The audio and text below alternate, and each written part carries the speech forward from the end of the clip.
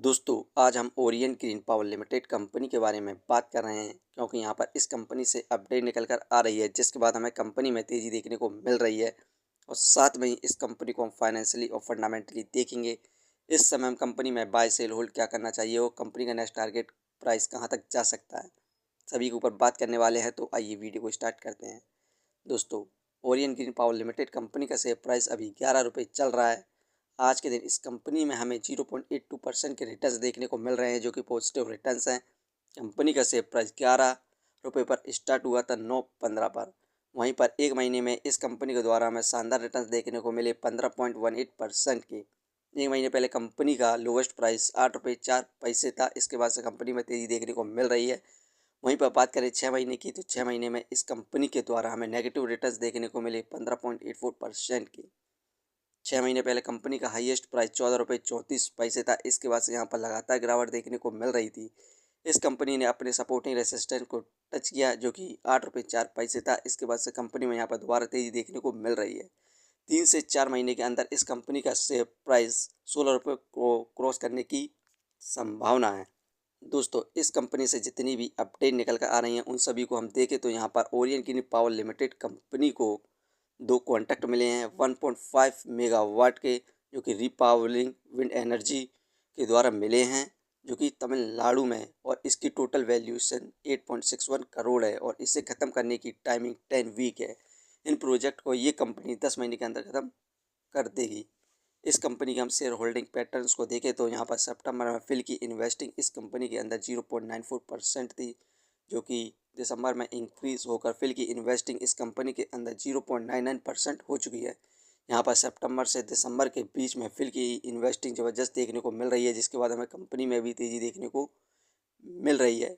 और इस कंपनी में जो हमें गिरावट देखने को मिल रही थी उसकी वजह को देखें तो यहाँ पर इस कंपनी का जो Q3 रिजल्ट आया था उसमें नेट सेल 35.97 करोड़ करी थी। दिसंबर में इंक्रीमेंट देखने को मिला था हमें नेट सेल में 4.26% का, क्योंकि पिछले साल नेट सेल 34.50 करोड़ थी।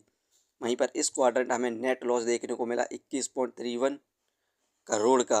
वहीं पर ईयरली बेसिस पर इंक्रीमेंट देखने को मिला 11.28% का, क्योंकि पिछले साल इस कंपनी को नेट प्रॉफिट हुआ था 24.02 करोड़ का। यहाँ पर क्वार्टरली बेसिस पर इस कंपनी ने यहाँ पर लॉस किया है, जिसके बाद हमें कंपनी में गिरावट देखने को मिल रही थी। इसे आप फाइनेंशियली भी देख कर समझ सकते हैं। यहाँ पर दिसंबर में 22 करोड़ का लॉस किया, मार्च में 15 करोड़ का लॉस हुआ था, जून में प्रॉफिट गेन किया 29 करोड़ का, सितंबर में प्रॉफिट गेन किया 81 करोड़ का। लेकिन दिसंबर में जो क्वार्टर का रिजल्ट आया 21 करोड़ का लॉस हुआ था, जिसके बाद हमें कंपनी में लगातार गिरावट देखने को मिल रही थी। लेकिन अब कुछ ही दिनों में इस कंपनी का नेक्स्ट क्वार्टर का रिजल्ट आने वाला है। उसमें यदि कंपनी प्रॉफिट गेन करती है तो 3 से 4 महीने के अंदर इस कंपनी का शेयर प्राइस 16 रुपये को क्रॉस करने की संभावना है। और इस कंपनी को हम फंडामेंटली देखें तो मार्केट कैपिटलाइजेशन 1294 करोड़, जो कि ठीक है इसके प्राइस के हिसाब से। Depth of equity 0.41। इस कंपनी बहुत तगड़ा कर्ज है, यही कारण है कि ये एक पेनी स्टॉक्स है।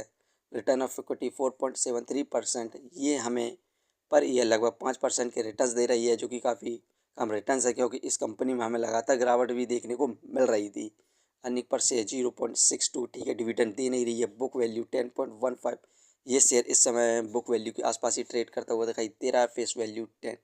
दोस्तों ये कंपनी फाइनेंशियली और फंडामेंटली बेस्ट है और यहाँ पर इस कंपनी के अंदर फिल की इन्वेस्टिंग भी इंक्रीज़ हुई है, तो आप इस कंपनी को लॉन्ग टर्म के लिए कंसिडर कर सकते हैं। यदि कंपनी नेक्स्ट क्वार्टर में प्रॉफिट गेन करती है तो ईजिली इस कंपनी का शेयर प्राइस 16 रुपये को क्रॉस कर जाएगा। फ्रेंड्स ये वीडियो सिर्फ एजुकेशन पर्पज़ के लिए थी। यदि आप किसी भी कंपनी या स्टॉक्स पर इन्वेस्ट करते हैं तो एक बार अपने फाइनेंसर्स और एक्सपर्ट की सलाह जरूर लें। कभी भी लोन लेके इन्वेस्टमेंट ना करें, वरना आप भारी मुसीबत में पड़ सकते हैं। यदि कंपनी के बारे में जानकारी सही लगी हो तो अपने चैनल को सब्सक्राइब करें, जिसका नाम है स्टॉक एनालिसिस। धन्यवाद।